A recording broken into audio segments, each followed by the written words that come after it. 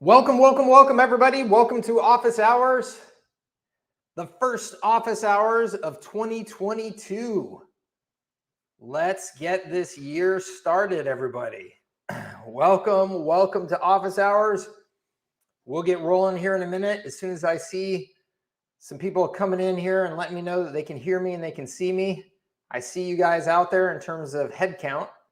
So if you guys could chat in and let me know that you can see me and hear me okay, I would appreciate it.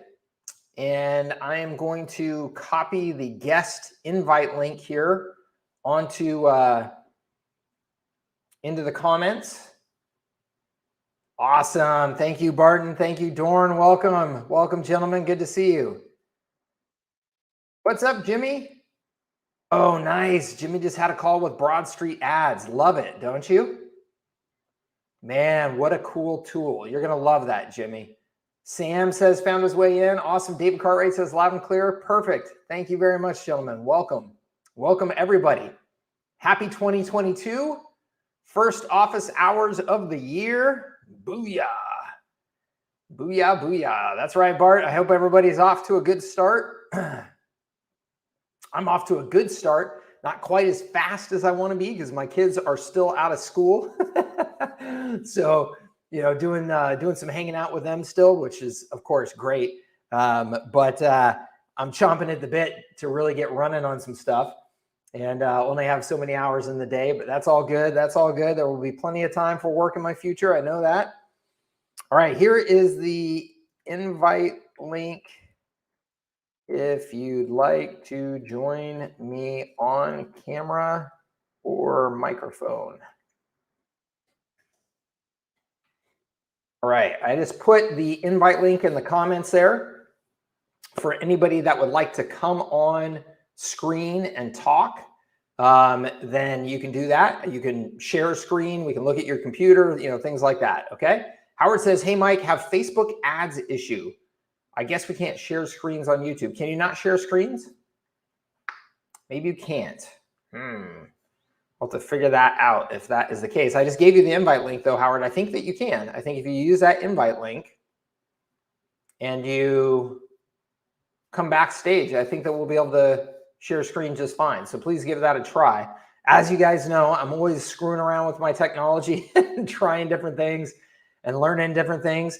This week, I learned on my very first live call of 2022 that if you do a private Facebook live stream instead of an unlisted let me start over. If you do a private YouTube live stream instead of an unlisted YouTube live stream, then you can't comment back and forth. So I could not comment with people on the private YouTube live stream, and also on the private YouTube live stream, unless you are logged into YouTube with the YouTube account, you will not be able to see my live stream. Even if you have the link, you have to be logged into your YouTube account to see it. So private really is private with YouTube. So this is unlisted, which just means it's not showing up on my channel publicly unless you know where to go get it, unless you have the link to go get it. Otherwise, the functionality should be the same, and it looks like it is. I can comment back and forth with you. We're going to get the good video quality that we can get with YouTube that we can't get with Zoom and drives me crazy. And we can still, as I can see, Howard is on here, and so we're going to bring Howard on. We can still do the screen share and all that good stuff. And also, just so you guys know, if you're new to using this format for live stream here, this is through StreamYard. I know Howard mentioned on the Zoom call the other day that he liked the community feel of having more faces that you can see on Zoom. So I can put more faces on here. If more people use that invite link and come backstage because they want to have a conversation with us, get on camera with us, we can put you on here too. So I think I can put like up to 10 faces on this screen at a time. So we can still get that community feel. So anybody who wants to have a conversation, you're welcome to jump in here. We can add you to the screen and we can do a little bit of chatting. Okay. So awesome. Welcome to Office Hours. Thank you everybody for being here so much. And thank you everybody. I know I've been changing links and technology and all that good stuff. I got a new app for our community. I believe that everything, though, is going in the right direction. There's always some hurdles and bumps in the road to get over. And there's always, of course, just kind of learning curve and all that good stuff. But I think that we're going in the right direction. I'm super happy with Circle. I'm super happy, I think, with the focus that it's going to bring into the communities. And I'm loving YouTube and streaming right here. So we'll keep it up. Also, I was going to say, for those of you in the new Circle community, they are rolling out live streaming within the Circle community. So we'll test that when it comes. And also, the last thing is, I tested this late last night. I know that with this live stream right now, I can drop this live stream into Circle right now, and it will broadcast live in there as well. So we've got all kinds of options for people to see, the content and tune in here. I think we're in good shape. So Howard, thank you very much. Welcome. What can I help you with? Okay, so I ran another hook and angle test on Facebook. Cool. I signed up for this Mint CRO thing, figuring, well, maybe, let me see if I can get some tips. I've heard this method from you, from a couple other folks, and obviously I've tried it before. But I figured let me see what they got to offer. Yep. And so I ran a new test, and one of the things I ran into an issue with was the rules. Okay, to manage the impressions and the costs. Yep. And I found that setting the rules, they had a video on there, but apparently Facebook changes a lot, and so the video wasn't really helpful. Got it. So I set the rules, and it just kept shutting down the whole, they said to put everything in one ad set, which, I was questioning the wisdom of that, but it is what it is. Yep. And so I tried it that way. And so if one ad goes, hits the parameter, the whole ad set gets shut down, and so that didn't work. And so I wanted to maybe, and in their Facebook group, they're unresponsive. Only people who are doing the course are chiming in. The owners are not chiming in. Which, hello. Yeah. So I thought I would bring it up here and see how you handled this.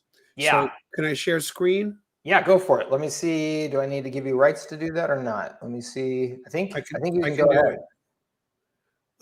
Hey Jeff, I see you back there backstage as well. We'll bring you on here in a bit too. You should be able to, Howard. Yep. Okay. All right. So awesome. Let me zoom in a little here. So I'll give a little bit of overview for new folks here who aren't maybe as familiar with Howard and I's past around what he's doing here. So if you're in my attention engine program, I teach, a testing process to test in a sequence to get, to a point where you found some winning ads and you want to, scale them up. Howard is doing the first step of what I teach is to test message. So you want to test your message first versus like image and things like that, because message is really what gets inside of the mind of the right prospect and gets them to respond, right? What's your message? What's your value proposition of that ad? What's the curiosity hook? Things like that.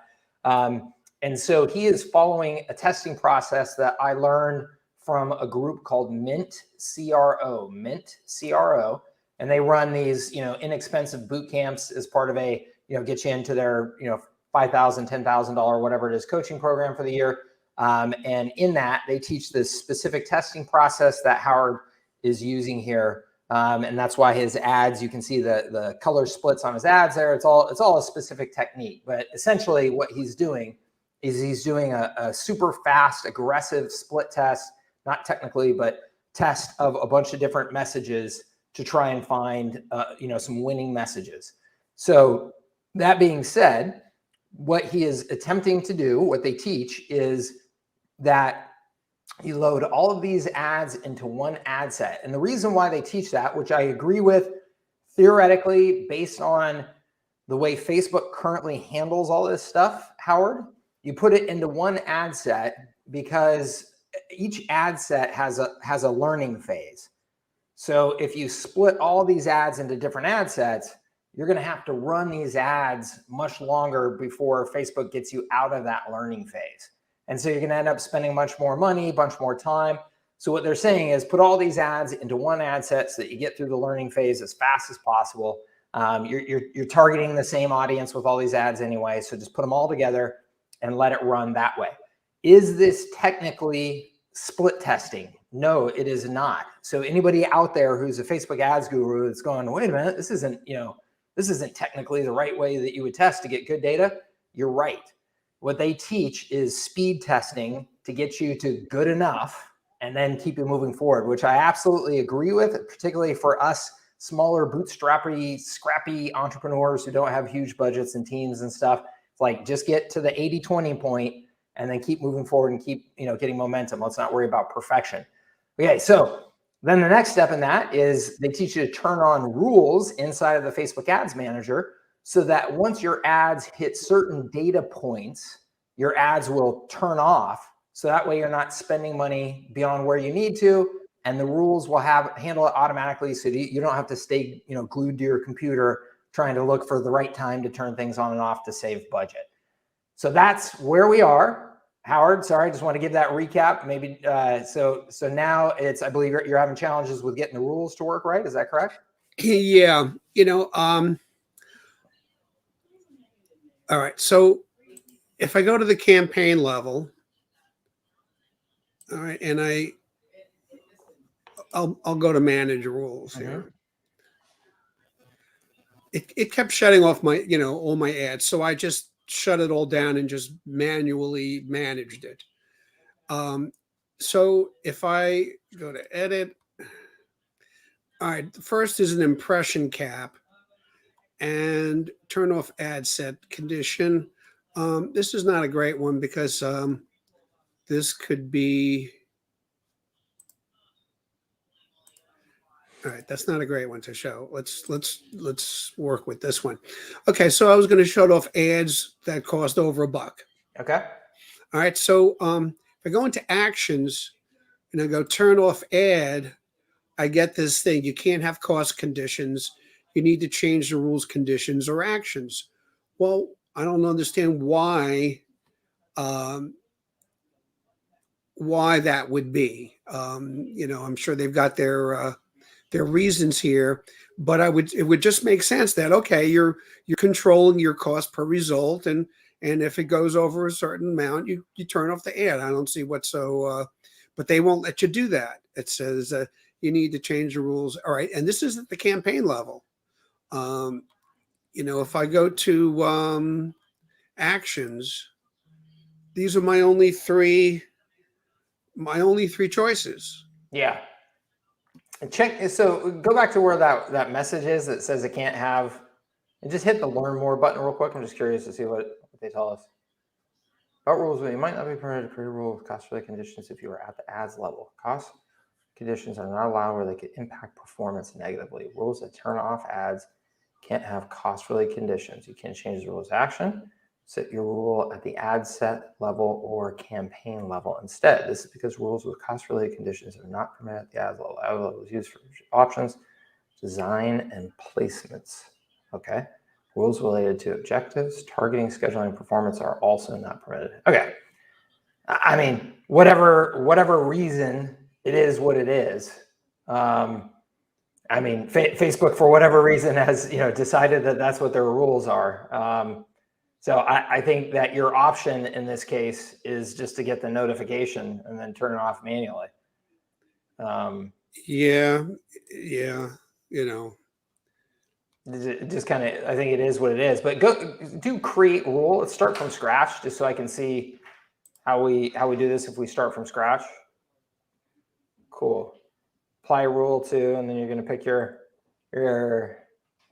ad sets. Okay. See now. All right, so I would go all active ads because I don't want it to apply it to all the active ad sets, which in this case is only one. And if I applied it to all active ad sets, if one thing hit the criteria, the whole ad set would be shut down, which is what was happening. Well, click on that drop down real quick. So No, the other one you were on. Leave that as is. No, okay. So okay. well, right now the apply rule is set to campaign. So I wanted to do all active ads. But try it on the ad set again real quick. Just try it. So all active ad sets and go down that. Yep. No, the action. No, click on the action for me. Turn on ad sets. Okay. Yeah. Okay. So yeah, I mean, it looks like it just is what it is, which is you're going to have to do notifications when you're running it this way. That it's like, that's what kind of automation is that? I mean, not great. I mean, being able to shut ads off at certain price points seems to me a basic tenet of pay-per-click automation. Yeah. Well, Facebook doesn't like it because it's going to make them less money. So yeah, it just kind of is what it is, unfortunately. Yeah. So, they had that video showing to, the ability to shut off the active ads. Yeah. And, apparently they didn't update the video. Yeah. Looks like Facebook just changed that, unfortunately. Yeah. So, I just wound up shutting off, I guess being notified is better than nothing. Yeah. But for sure. It's, if you're not checking your email a lot, it could, you could still lose money as it's, continuing to rack up ad spend. But okay, so that's that. All right, that was my question. And let's see, let me go back. So Howard, what did they tell you in terms of budget on these campaigns? How are you doing the budget? Well, they said, oh, you could, the more budget you use, obviously, the faster results you'll get. So they suggested $25 or start with $5.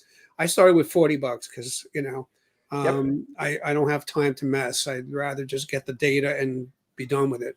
Yep. So I did $40 and I did, and the whole thing cost me, let's see, not much at all. Yeah.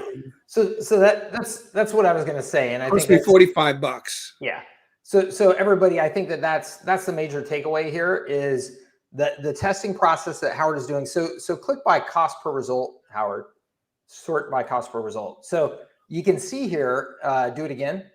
So it's ascending. So you can see here that what we've got is that we've already got a wide disparity in the results here. So this is great. Howard's got some great news here. Okay. And he spent $45 to get it. He doesn't have perfect automation, but he's set up a test that he's only spent $45. It wasn't a lot of money. And that was the budget he put in there. So clearly he was okay with, spending that money. And so that's what you guys need to do. Put in a budget that you're okay with. Hey, if I spend all this, I'm going to be okay. I'm still going to, I'll be fine with doing that with whatever results I get. So what he got here, though, look at the difference in the cost per result. So he's got 3 ads, Howard, that are, scroll up a little bit. So he's got 3 that are under 40 cents per click. That's awesome. And then scroll down to the bottom, and he's got some that are at $1.27, $1.10, $1.07, $1.04. So look at the difference there. We're talking 2.5 to 3 times the cost of his winning ads. And this is the whole point of phase 1 of the attention engine, everybody. So if you are looking for opportunities to dramatically change the performance of your campaigns, this is it. Because there is no place else in your sales process that you are going to double or triple your results. Nowhere else. You're never going to get your prospects down to the final sales call and then double or triple your conversion rate on those sales calls. I don't care how perfect your script is. I don't care how perfect of a salesperson you are. You're never going to get that kind of improvement. But what he just got is a crazy improvement by doing split tests. Because when you sit down and create these ads, guys, I guarantee you, It doesn't matter how smart you are. It doesn't matter how long you've been doing this. It doesn't matter if your last name is Kern or whatever. When you sit down and you run 10 different messages, you do this for fun, because I do this every time for fun. You pick your 1 or 2 out of the 10 that you're willing to put your money on. You're willing to go, okay, I'm going to put 20 bucks on that one and that one. They're going to win this thing, right? Try and do your very best to pick your winners, and you will be shocked at how rarely you're correct. You are almost always going to be wrong. The marketplace gives you better data than what's in your head. So you've got to do a methodical testing process like this to find the messages that are working with your audience, to find the ads that are winning with your audience. So what Howard's going to do now is he's going to take those 3 best performing messages, and now he's going to start moving on. He's going to continue on in his testing process with trying to refine around those messages by split testing images and offers and all that good stuff. But now he's got a message that he knows works with his audience, or he's got a few of them, even better. Okay. Well, so that's awesome. Let me just also point out that I was looking at really the click-through rate to really determine, because the number of impressions varied wildly, on this, so the click-through rate was really telling a better story. And this one got the most. The last time I did this, I was more specific. I was going for people whose title was roofing contractors. Yep. So that cost me more. It cost me $70 the last time to do like 11 ads. Mm-hmm. Okay, this time it was more broadly. I picked the only filtering I did was it's probably at the ad set level, or was it ad set? Yeah, roofers US 30 to 50. Yeah, but it was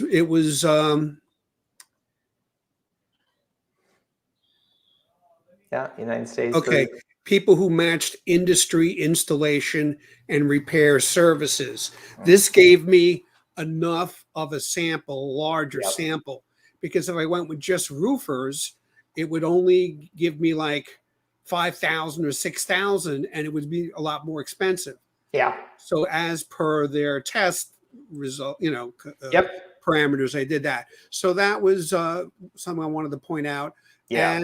And also in my last test, I was a little bit more vague by talking about just the benefit rather than giving them a little more of an idea of what it was. For instance, the one that did the worst was online reviews. And if you'd think online reviews would be fairly, fairly important, right? Online reviews can make or break a contractor's business. And that's not the greatest. That's not the greatest ad. It's not bad though. But at least it gets them thinking. Oh, okay, because they said make it a yes or no question. Yeah. So on the one that did the best was, I think it was this one. Yeah. 98% called out the roofers, and it said 98% of your leads will read your text message, want to learn how. Yeah. So this did the best. Yep. And this could lead into, the site chat and, a couple other things, the different services. So this one did the best. Yep. So I'll probably now take, Charles Kirkland. Yep. Yeah, he did a Steal Our Winners with Rich Sheffrin. And he elaborated on this, and he talked about, okay, this was phase 1. Mm-hmm. Then phase 2, you pick the top 3 or 4, and then you go deeper into that, and then you et cetera. And so I don't know if MinCRO taught him that too, and they're just holding back phase 2 just to, whatever. But but at any rate, so I'm going to run with this, and hopefully this will be helpful for everybody else out there who is looking to test, particularly specifically go high level. Database reactivation didn't get too well, didn't get too much of a result. First page of Google, they've heard that too much. Mm-hmm. Although it was a factoid, it wasn't really like, hey, you want to be on the first page of Google? It was like, only 5% of people will click through to this beyond the first page. So I don't know. That's an interesting fact they probably don't know, and will raise questions in their mind. Oh, maybe I should pay more attention to SEO or GMB or whatever. So let's talk a little bit more about overall strategy on this, because I think this will be super helpful for everybody. Okay. Yeah. So there's a couple of things here. So one, Howard mentioned earlier that he chose his audience to make sure that he's got a big enough size of audience to get good testing and to not have his financials, to have his costs go completely crazy. So if you're relatively new to Facebook advertising or any sort of paid advertising, the more targeted the audience, the more it's going to cost you to reach that audience on a cost per thousand basis.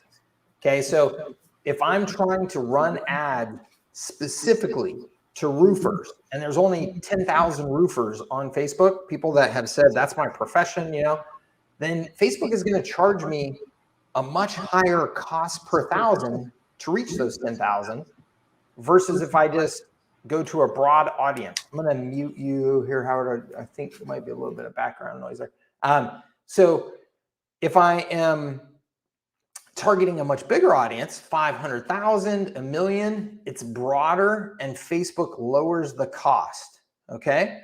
Now, what you will find is that there's some sort of sweet spot in your particular market to find what's the right targeting versus cost, balance there.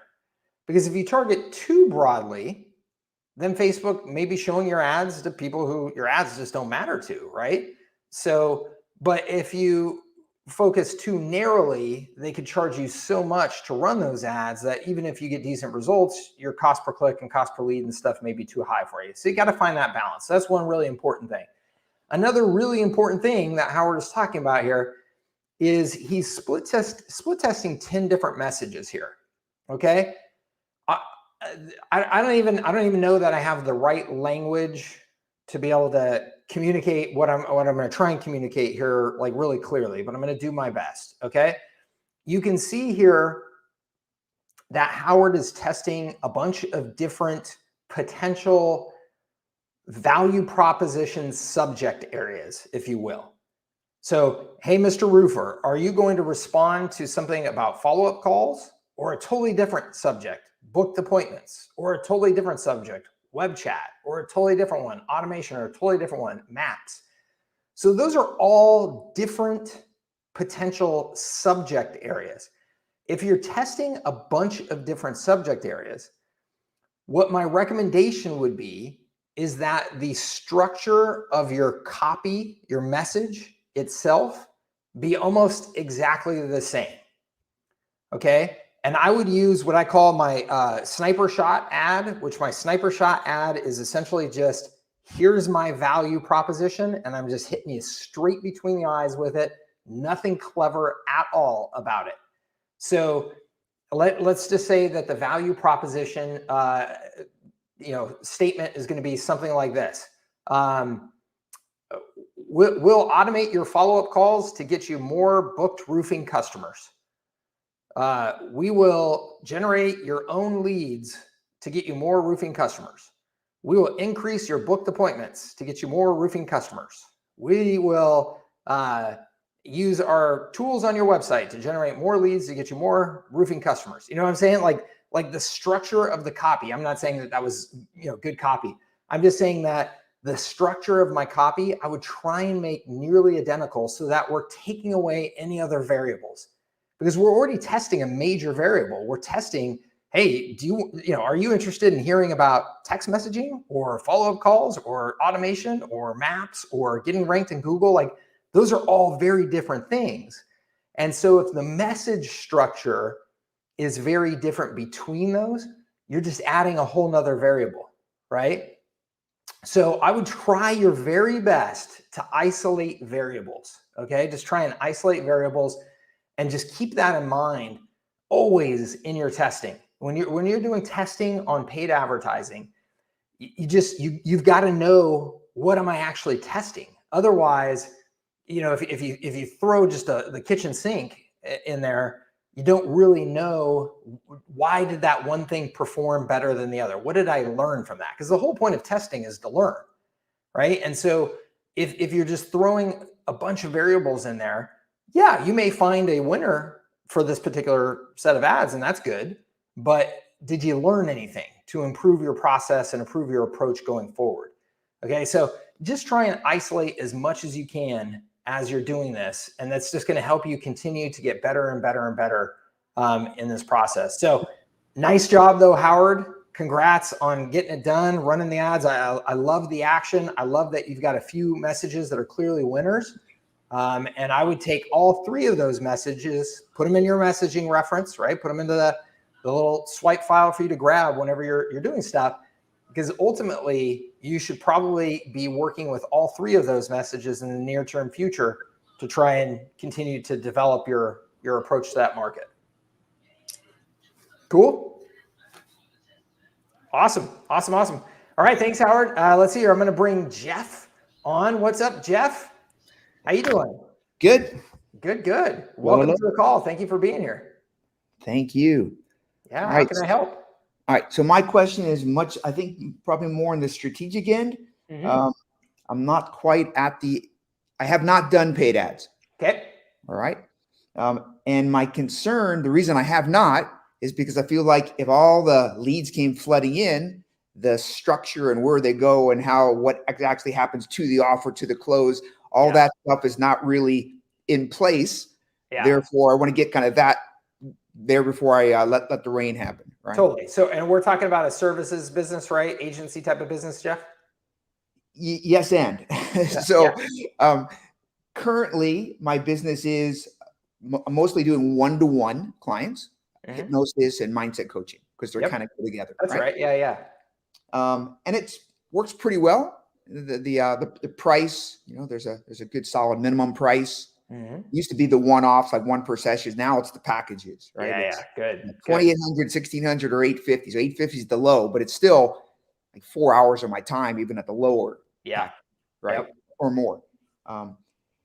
So at this point, I decided I'm going to want to transition toward more group coaching.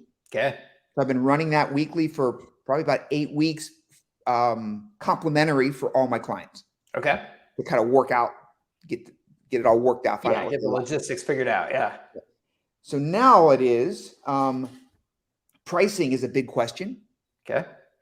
And the pricing I thought of. So these are people that either have already paid a certain amount of money, and now we want to kind of keep them in that continuity program, keep the transformation going.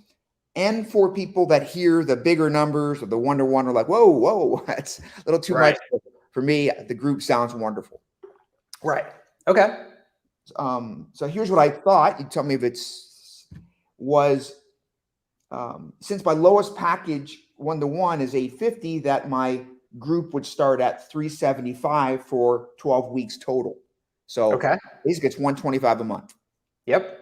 But just start off like a minimum as a quarter. Then if they wanted to do the annual, it'd be a 33% discount, end up being $997 because it's $1,500 for the year if you figure out 125 times 12. Yep. That's that thought. And there's another thought that comes in because there's a lot of groups out there. It seems like many, they're that 49, 47 a month. Yeah.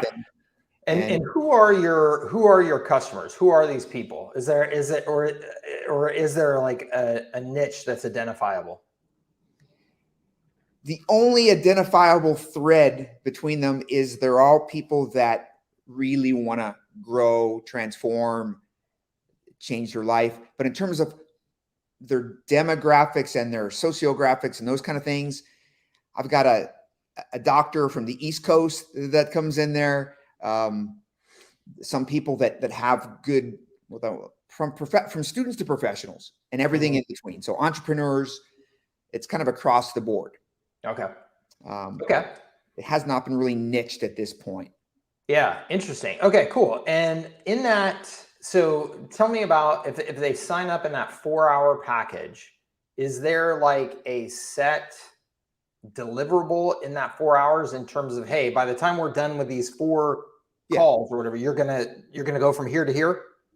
Okay. So with that set amount, like the 4-hour thing, that was based on the 1-to-1. And with the 1-to-1, I say it's probably going to be about 3 or 4 sessions, but I'm guaranteeing them a result. So if they have a past trauma, for example, that's done. It's never going to bother you again. Cool. 3 sessions max. It'll probably be done in 1 session, but it'll be out of your life completely. If it's a chronic pain, if I can't help reduce your pain, you don't pay. It's kind of like, so a very powerful, super powerful value prop then. So what is the value prop if they're in those group sessions? That one is more the kitchen sink, right? So it's the, I can't come up with words at the moment, but it's the accountability, it's the consistency, it's the community, it's practice. So it's the mindset, the tool set, and the skill set, because each weekly presentation, I present a topic. Then I use the Zoom room. So there's 2 or 3 people in a room and have them practice. I give them some exercise to practice so they can, with other people, not just me. Then we come back to the main room and we'll do a 10-minute-ish group hypnosis to kind of reinstall those key points. So, okay, cool. So if I were to try and summarize it in kind of a world that I understand a little bit more, if I were 20 pounds overweight, that first program is I'm going to my fitness trainer and they're going to get me some significant weight loss quickly. They're going to put me through their boot camp. And then after that, I'm going to join this other group where I'm going to get all the, hey, what the big danger here is now that we've got you fit, you're going to go back to your old habits. You're going to go back to your old routines. Don't let that happen. Be a part of the community, get the ongoing tools, training, nurturing support that you need to stay on track so we don't go back to where you were. Yes. Okay, that's cool. Okay, so the reason I just wanted to feel that out, because it's not that the group coaching, it's not a replacement for the other services. It's an enhancement and kind of an ongoing support of the other services. And it can be a replacement for people that are on a much tighter budget and they don't feel like they need the 1-to-1. As long as, and so I would just say to you strategically, as long as you can get that result for those people, as long as you're confident that in that group coaching that you're going to be able to get that result for those people the same way that you would in the one-on-one. Otherwise you risk, that's what I was going to say. So otherwise, guarantee it. I can't guarantee with 1-to-1. I can guarantee because I'm going to be able to, pace them and adjust on the fly. Yeah. So your risk is, so strategically, I would personally not try to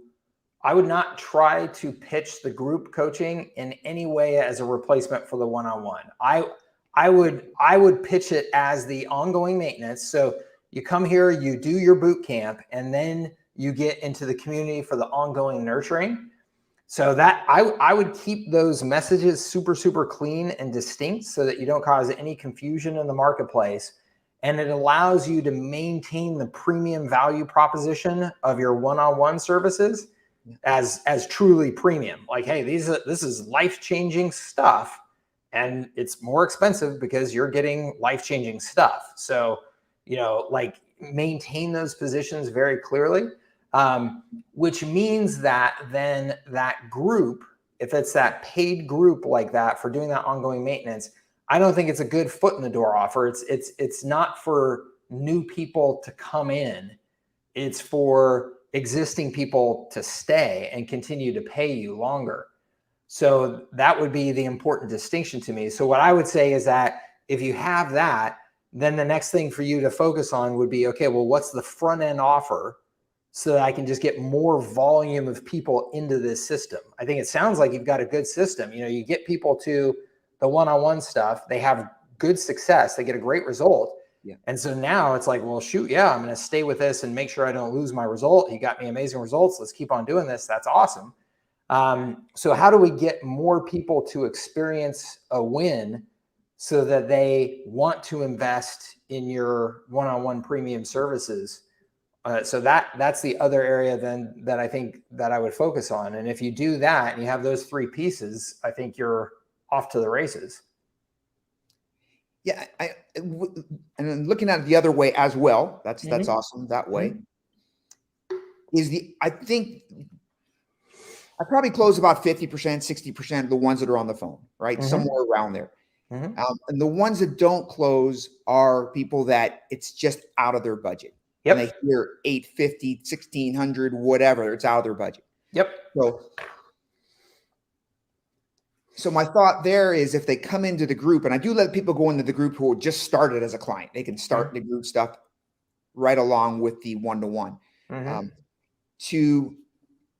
To recommend to them, hey, this is a great start here. Do this. Get some of the basic concepts. Meet people. Get the community. And then when you do come to one-on-one, we'll need less time together because you already had this wonderful foundation. Got it. Okay. Another way I'm looking at it. Okay. Yeah. I mean, if that works with your audience and, people are getting the experience, if your impression is, hey, they're getting the experience that they need to get, they're happy with that, then I think that that's totally fine.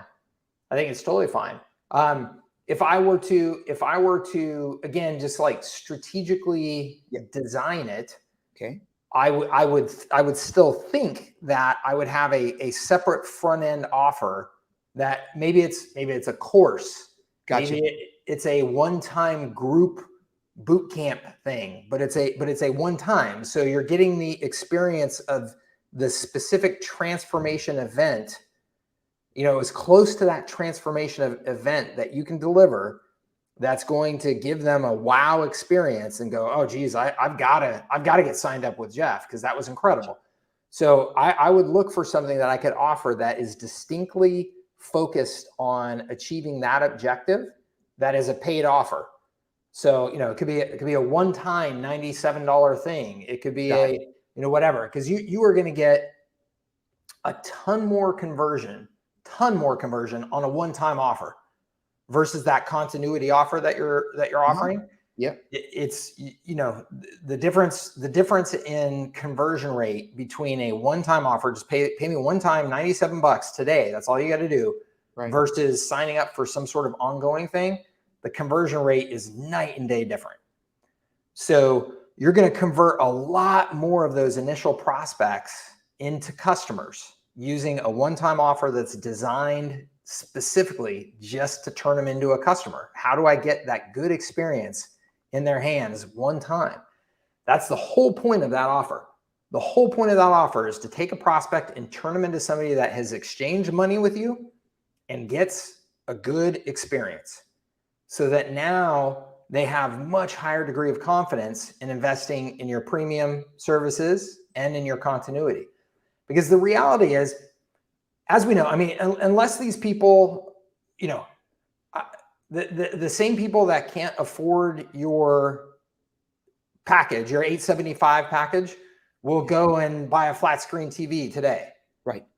I mean, that's just reality. We know that, right? So, if they want it bad enough and they believe it's going to change their life, they'll find the money to pay for it. So the reality is that we've just got to get them further along in their belief in what you can do for them, so that risk, that perceived risk, isn't so high.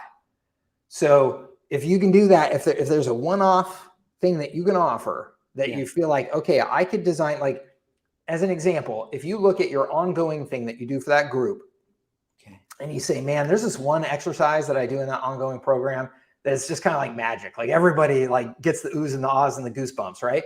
Yep. If you could take that one exercise and offer that as a one-time thing, that you could have people coming into a group thing, like maybe you run this once a week, every week, or once a month, every month, or whatever it is, and people come in there and they get that goosebumps exercise, and you're able to say, that's just a small taste of what I do over here. That's going to get you a dramatically better growth engine to feed into those other two programs that you have.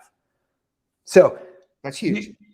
You can test both ways. Obviously, everything I'm saying here is just it's theory, but it's theory based on, okay, I've done this in a variety of different markets, and anytime I structure it like that, that's where I get the most success. That's awesome. In terms of pricing for a one-time offer, I guess also test that 97, 197. Totally. Two payments of.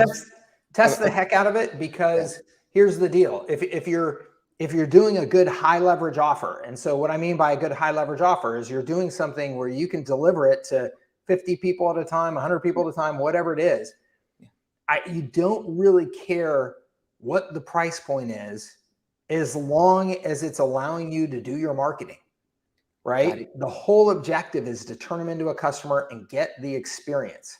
And the best way to do that is for them to have some skin in the game, right? It's to pay you. It's not to offer something for free. It's to pay. And so if that $47 converts at 2.5 times what $97 does, great. Do the $47, because you're turning, not because you're making a little bit more money, you would be, but because you're converting more people into customers, 2.5 times more people into customers, right? That's the whole objective. How do I get as many people to go from prospect to customer and have a good experience? As long as you're breaking even on that part, or even coming close to breaking even on that part, right, it's a win. I would not be concerned about getting ROI from it. I'd be, how do I just get near break even on that? Because your ROI is going to come from moving people into the other programs, right? Make sense? It makes awesome sense. Yeah. That's cool. That has not been any of my ideas. That was not on there anywhere. So that's cool. Well, that's super helpful. Yeah. Good. Well, I hope, and keep me posted. I'd love to, help you shape that, put it together, test it, all that good stuff. I think it's cool. You have a cool market. It's a market that I'm not familiar with, and it sounds like there's a ton of potential there. If you're getting those kinds of experiences for people, then I think if you give people that upfront taste of it and get them that win. And that's what it's all about, right? It's all about how do I give people a quick win? My agency sales funnel bootcamp is an example of this exact process. My agency sales funnel bootcamp is designed to be, hey, it's a one-time cost. It's not very expensive, but you have a little bit of skin in the game. Come in, get the workflows, get the templates, get a course included with it, get some time with me, and we're gonna, give you the things that you need to have a sales process up and running very, very quickly. And then the ongoing, right? Now get into the mastermind, get into MSP Academy, get into these other things. But it's just much easier to sell people on a one-time transaction, that initial boot camp, than it is to sell them on recurring. So that's exactly why I ended up peeling that out as a separate thing, just offering it at a very reasonable price. Yeah, this is good. Cool. I think I have the title, maybe Make Peace with Your Past Trauma Workshop, something like that. That sounds awesome. Gosh, man, honestly, like if there's a good goosebumps exercise there that you can take people through at scale, I think there's no limit to the potential of what you're talking about, honestly, because there's only 7 billion people on the planet that want help with what you're talking about. Yeah. All right, super. Awesome. Let's good for you. Well, keep me posted, and thanks for joining us here on the call and coming on screen and having a conversation with me. I appreciate it. Thank you. Awesome. All right. Anybody else? Any other questions we have here in the group? Let me know. You can type them in. You can come on the call if you'd like. Let me post the link here one time again. Join me on screen. Okay, so I posted the link again one more time. That link, if you click on that, it's a StreamYard.com link /R722, blah, blah, blah. Click on that sucker. That will bring you backstage so I can bring you on camera just like I did Jeff and just like I did Howard. If you're comfortable and you want to do that. You don't have to do that. You can just type in your questions and we do it that way. There's a man, Ricardo. And just like I did Howard. Doing it. All right. Can you hear me? Yeah, I can hear you. Good to see you. You too, buddy. Hold on. Let me bring this over. Okay. How can I help you, sir? Yes, sir. So mine is not too crazy, but just wanted to get your feedback on it. Yeah. So niches are different. One restaurant is different from a plumber versus a chiropractor versus a dentist, etc. So of course we know in the medical space there's a lot of compliance, especially chiros, HIPAA, and that's something that I've always known from the EMR, EHR, electronic medical records, all that. So I understand that from a long time ago, being in IT. I know that space very well when it comes to that, electronic stuff for IT. So, but in the online marketing space, there's also things you have to be aware of as well. And so a lot of the, I'll say chiropractors, they use a particular software, and it's not the only one. There's several, but the leading one is Touch. Yeah. Right. And Touch is pretty much their CMR, where they keep all their names, etc.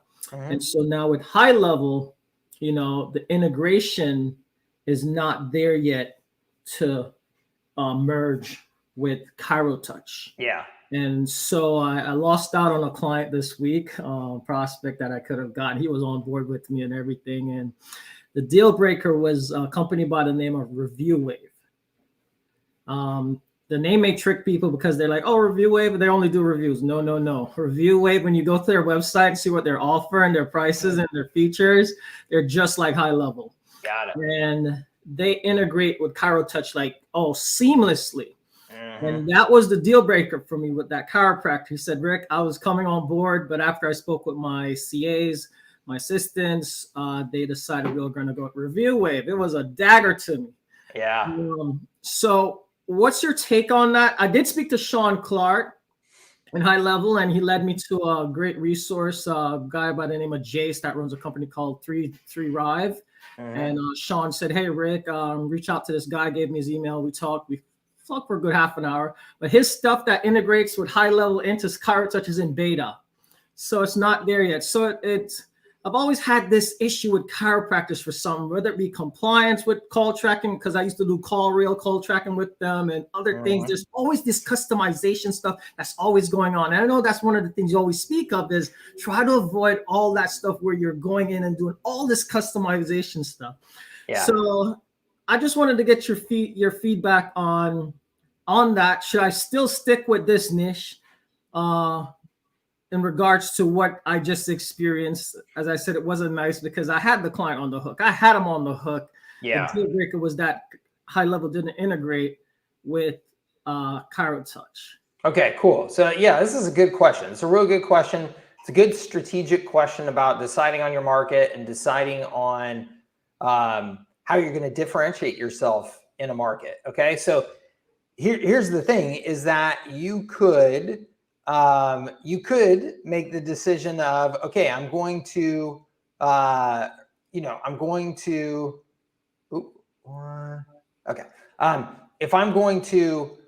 leave this market because of this, then clearly you want to make sure that whatever market you're looking at next, you're not going to have those issues, right? So exactly. Yeah. So you got to be real thoughtful about that and just be smart about that. But let's say that you decide this is a market that I like and I want to invest in winning in this market. So then there's two ways to look at it. The first way to look at it is, one, is there a different set of services that I could offer to this market that I'm not going to have these integration issues. You know what I mean? So maybe it's because of the type of service you're focused on, it has to have the integration to work, but maybe there's a different, you could do Instagram marketing for chiropractors. Okay. Well, you're not going to have integration with, a compliance platform. Okay. So it could be, I love the market, but I'm going to choose a different set of services where I don't have to deal with this issue. The third thing is I love the market.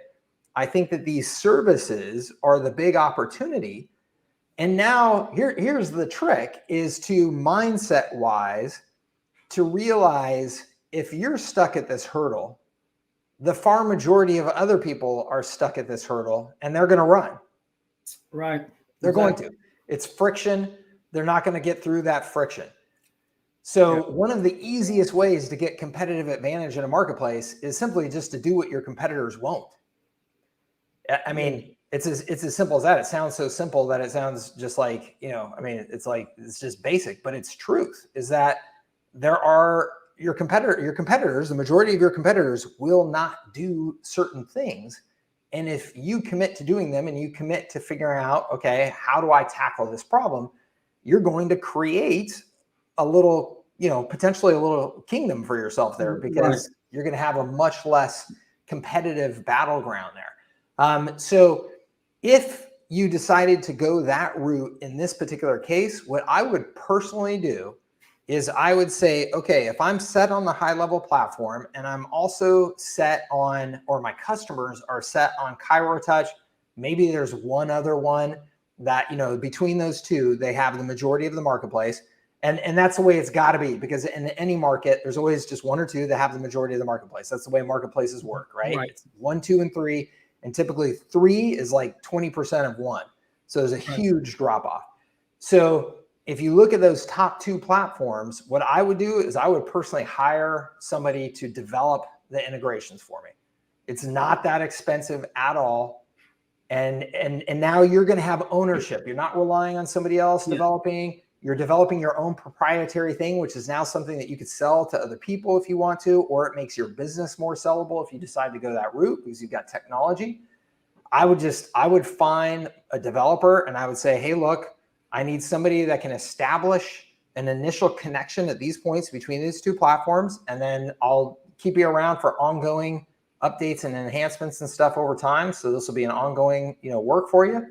And I would just try and find somebody good and just lock them in and just use that as your competitive advantage, because you will have competitive advantage in that marketplace by doing that. Exactly. And I agree.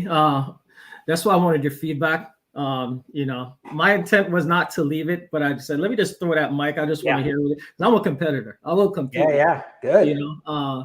So it was just feedback I wanted. And like I said, Sean gave me a great resource, Sean from High Level. Yeah. And I spoke to the guy and he said, yeah, Rick, it's just in beta right now, but I want to keep in touch with you because he wants me to be a beta tester for him with all the chiropractors. Yep. And so I was like, great, let's do it. So the only thing that kind of made me a little down, I do provide all the other services, GMB, SEO, all that stuff, for them. Yeah. So that's no problem for me. Yeah, I have that in my back pocket. Like, that's cool. But of course, we know SaaS, and I'm an IT guy originally, so I know SaaS like. Yeah. You're comfortable with it. Yeah. You know that. I know what SaaS is from 15, 16 years ago. Yep. So now that it's basically a part of the marketing space, the online marketing space, a lot of companies now, and I'll tell you the 3 main ones in the Chiro space: Review Wave, Patient Pop, and Chiro Hosting. Those are the top 3 dogs right now. And they're jumping now into the SaaS space. So with them, and I was on a webinar with Sean some time ago, and Patient Pop just got $70 million in funding. So I know I'm playing with big dogs, but at the same time, I know I have the tools with High Level to compete with the big dogs. So the only part missing is that integration piece with the EMR software. So I'm going to stick with it. I just wanted your feedback and just kind of see. But awesome. I love it. And look, let me tell you something, and everybody needs to hear this right now, okay? Because pattern recognition. Look how this has played out in the past in different industries and stuff like that. What's going to happen is that these more well-funded competitors, okay? These more well-funded competitors are going to buy market share. That's what all that money is for. All that money is for buying customers, okay? Yes, they have to develop the technology platform and all that good stuff. But really, look at the sales forces of the world and all that type of stuff. Look at what they spent all their money on, because they have public financials, right? Their public financials will show you that, especially in Salesforce for the first, I can't remember how many years, they spent, their sales and marketing budget was like many times their revenue. I mean, it was crazy. Like they were just spending like crazy. It's because they're just buying market share. They know if they buy the customers and get them hooked into their platform, they've got an annuity that's just very, very, very valuable, and they've got equity that's very, very valuable. Okay. So what's going to happen is in these markets that you're talking about, sooner or later, those companies are going to say, okay, in order to buy more customers as quickly as possible, let's go buy the Ricardos of the world. Instead of trying to buy customers onesie twosies, Ricardo's already got 250 customers. So let's just buy his company and get all 250 customers at once. Okay, I know this is what I did at Everon. Like it's easier to buy somebody who's got 100 customers than it is to go out and get 100 customers organically. That takes time, and it takes hiring people, and it takes, yada, yada. If I can just cut a check and I can just get those 100 customers all at once, awesome. So when you become a thorn in their side in the marketplace because you're sticking around, you're developing tools, you're developing technology. Hey, you don't have to go with that big impersonal patient pop. You can work with me. I can do the same things with my set of tools as well. They're eventually going to come along and make an offer to buy you. That's how you put yourself in position to get bought and to get a nice little premium for your company. So yeah, pick a market, stick in it, develop everything proprietary that you possibly can that allows you to have differentiation in the marketplace. And ultimately, if you want to sell that business, you're going to be in a great position to do it. So I like it, man. It's a good strategic move. Yeah. Thank you, buddy. Appreciate it, man. Just awesome. Wanted to get your feedback on it, All right. Yeah. Awesome. Right, thank you. Yeah, no, I think it's awesome. Thank you so much for being here. Everybody, like, look, I'm working actually with another SaaS platform that, this SaaS platform does all these amazing things in terms of analytics for e-commerce. And it's the same thing. It's like right now, all we're doing is integrating with Shopify. And could we integrate with other platforms and all that type of stuff? Yeah, we could, but Shopify has got such a big market and such a big marketplace, such a big community that it's like, we're just going to laser focus on that. We want to be a thorn in the side of anybody else who's in the analytics space for Shopify. And that's going to put us in a really good spot to potentially then, get sold out, right? Get bought out. So, it's a good strategic move. Ricardo says, accidentally closed my browser. No problem, Ricardo. Cave Media says, I need to connect with Ricardo. Awesome. Well, connect, you guys. Hey, if you are not in, let me just go ahead and make a plug here real quick. If you are on this call, but you are not in our new community on Circle, please get in there. Okay. I'm moving my community off of Facebook groups for my customers. Okay. And the reason why I'm doing that is that, one, strategically, I want to own the relationship with my customers, right? I don't want Facebook deciding which of my posts you see and all that good stuff, and then maybe deciding they're going to kick me out of my own groups at some point. I don't want any of that nonsense with Facebook. And two, it's giving me much better organization around all the communication on this stuff. So if you are not in my group, I'm going to go ahead and post a comment here with a link. This will actually take you directly to where you can get registered for these office hours calls ongoing, and it will put you into the group. It will put you into the Circle system. You just have to do a quick little registration there. Do that, please. Inside of that group, you can connect with other people in the community just like you can on Facebook. You can see their profiles, you can message them, all that type of stuff, chat them. So make sure that you're getting in there and connecting. And I'd love to see you in there. That's what we'll be doing, our ongoing communication and conversation and all that good stuff. Okay. Any other questions? Anybody else have a question we can try to address? Let me know. Good stuff here today, though. I like the stuff I'm seeing. Oh, wait, hold on. Michael Booker on Oculus. Yes. Look at that. My man. How you doing? He's like, I don't know. Oh man, can you hear me? Yeah, I can hear you. Can you hear me? You can't hear me though? Yeah. All right, there's a delay, so I'm gonna try and figure this out. Because I have the camera on my screen and I'm seeing you through here. I was trying to figure out. I'll just talk for a minute and then I'll let you talk. Okay. I was trying to figure out how this would work, and just how scalable this is to present on here from a business standpoint. If you can hold conferences or go to VR chat and hold mini seminars or anything, as far as holding this on your head, because this is pretty heavy. But what I'm finding is just it already takes a certain type of energy to be able to present content to an audience, and compound that with the weight of this is going to take a lot.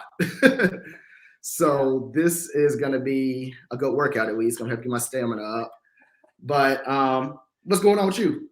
Let me try to position myself. My right's over here. I think I need to move over here.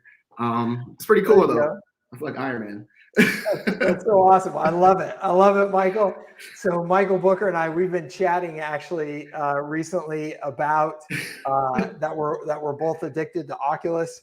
And so I love it that he's coming on here and testing this out. So those of you, if you don't know, you can use the YouTube app on Oculus. You can use Netflix on Oculus, whatever. So like the other day, I was actually just doing this myself. I was in Oculus, but I was watching YouTube videos.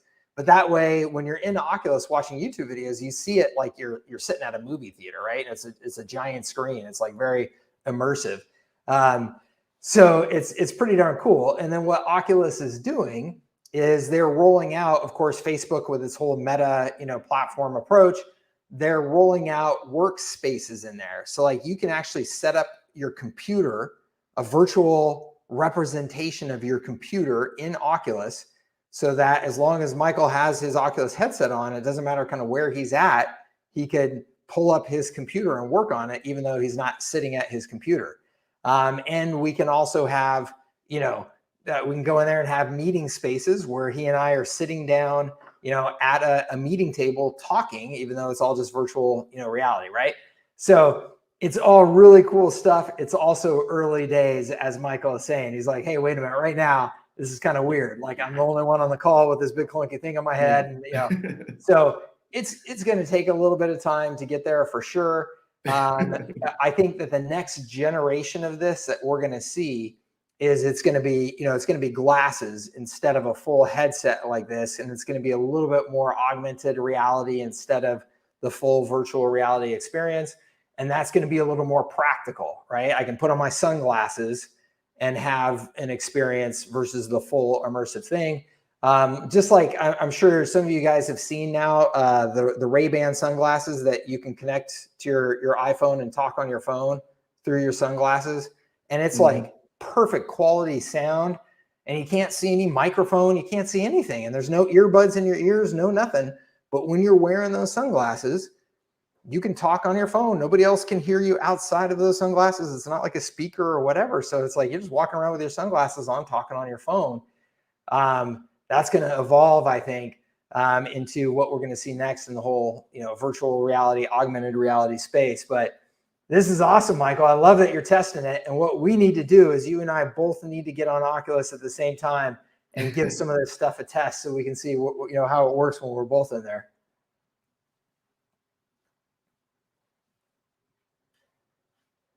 Yeah, most definitely. I'm learning new stuff every day. I'm spending more time with this. It's pretty cool. That's awesome. It's weird hearing myself. It's like a 5-second delay as I'm talking and saying this. But I won't hold you up too much longer. I still feel weird. I look weird. Now I know how ridiculous I look to my wife as she stands outside my office looking at me doing all this stuff. So that was also part of this little process that I was doing. Speaking of her, baby is due tomorrow. C-section is scheduled tomorrow. So awesome. That's happening. Congrats. That is happening. That's awesome, man. I love it. I'm so excited for another you. little girl. Oh, that's gonna awesome. be broke for the rest of my life. But, join the club. Thank you for that. Yeah, but yeah. Awesome. But yeah, Alex, like I said, this delay is really getting weird. So let's catch up with you. I'll sign you off, man. Thank you so much. Thanks for doing it. It's awesome. That is so cool. I love it.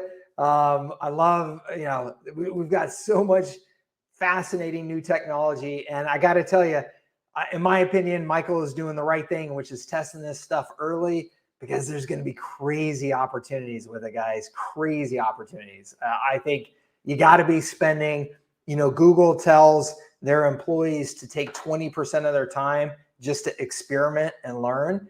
I think that everybody's got to be thinking that way. Take 20% of your time just to goof off and test things and try and get a taste of that cutting edge. You know, you don't have to be all in on it yet, but taste it so that you can tell when it's coming, right? When it's becoming mainstream and you're ready to pounce on it. So that's super cool, Michael. Thank you for doing that and joining us. And also congrats. And I'm sure everything will go beautifully and safely and everything in the delivery of your new baby girl. And I can't wait to see and meet her. That's fantastic, man. Let's hear another question. So what's the best programs you have to help newbies succeed and scale online? Affiliate marketing or why? Sorry, but just happened on the webinar now. Cool. So I think if you were just getting started online, I would get into my leverage. I would just get onto my list at leverage.com, and that's LVRG.com. And I'll just go ahead and type it in, LVRG.com.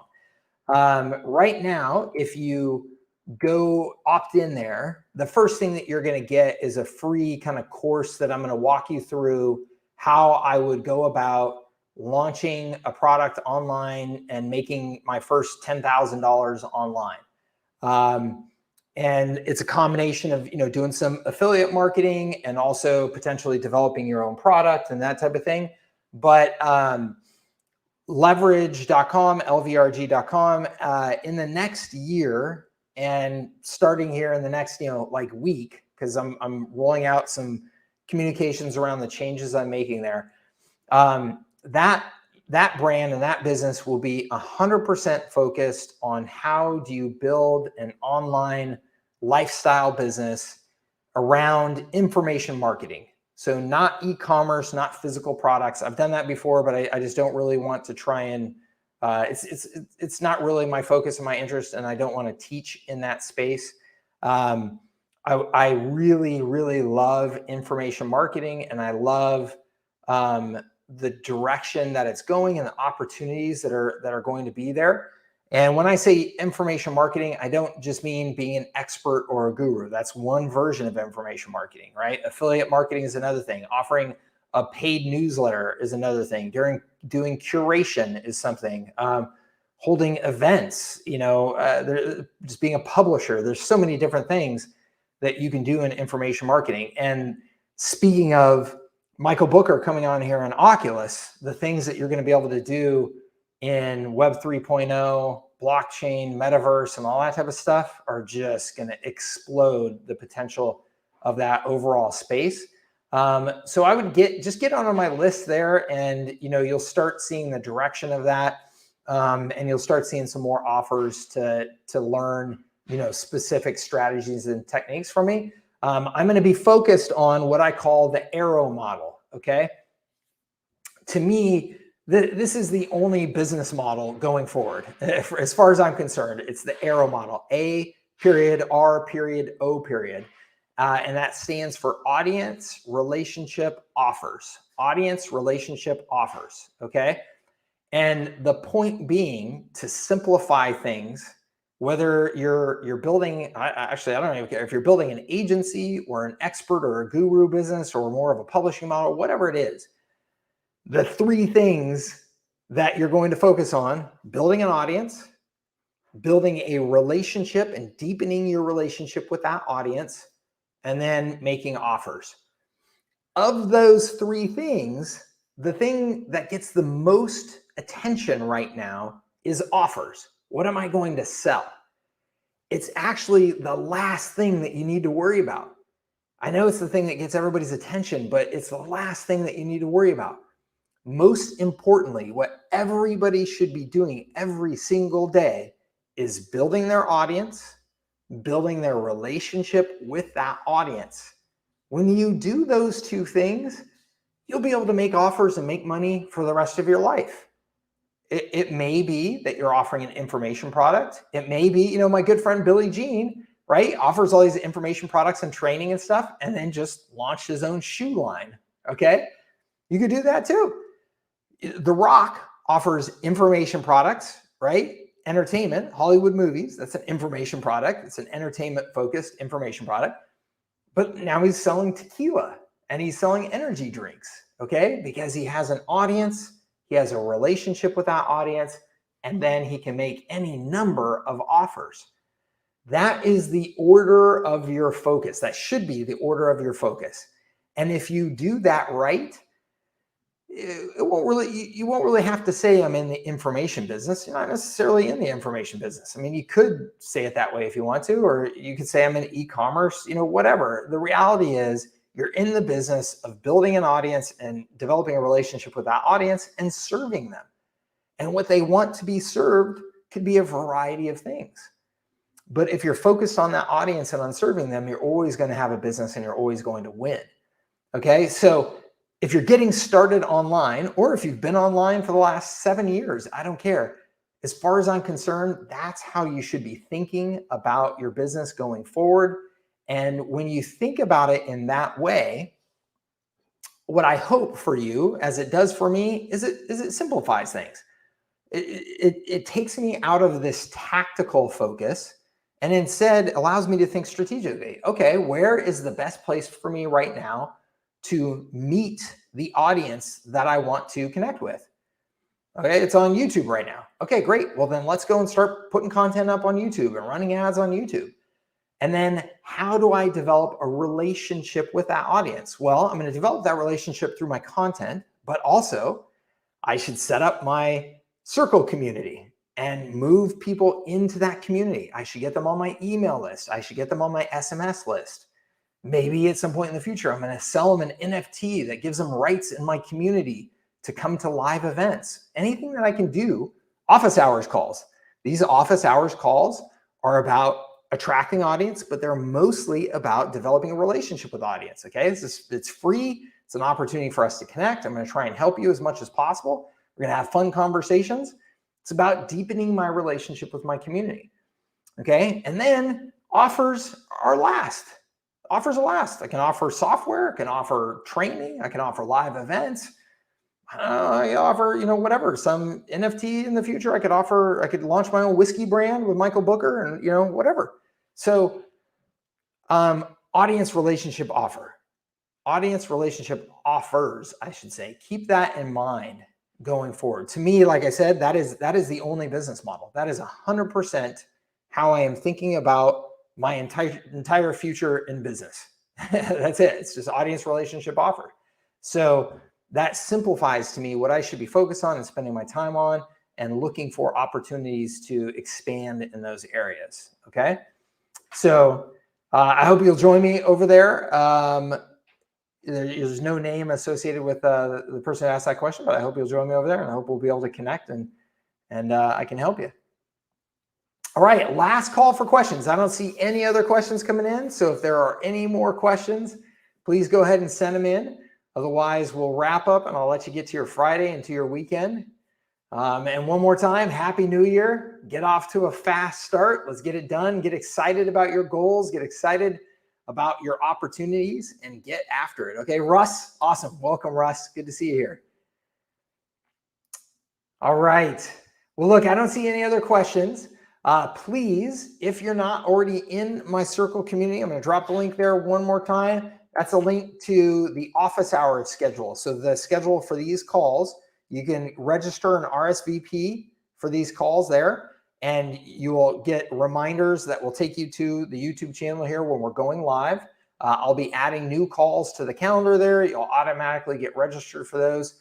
And that will also get you into our greater circle community where you can connect with other entrepreneurs in the community. I'm going to be spending tons of time in there, getting to know everybody and keeping everybody up to date. So I will see you in there. And thank you so much for being on the office hours call here today. Thank you, everybody who had questions and came on screen. I love it. I love getting the opportunity to connect with you guys. Congrats, Howard, on taking action and running those campaigns and doing those tests and finding those winners. Congrats to Michael Booker on the arrival of his new baby girl here anytime. We look forward to meeting her. And we will see you on our next call. Yes, absolutely. Jeff, thank you so much for joining in the conversation. Ricardo, thank you for joining in the conversation. Jeff, please keep me posted on the progress on setting up those offers. I'd love to take a look at them and see if I can help.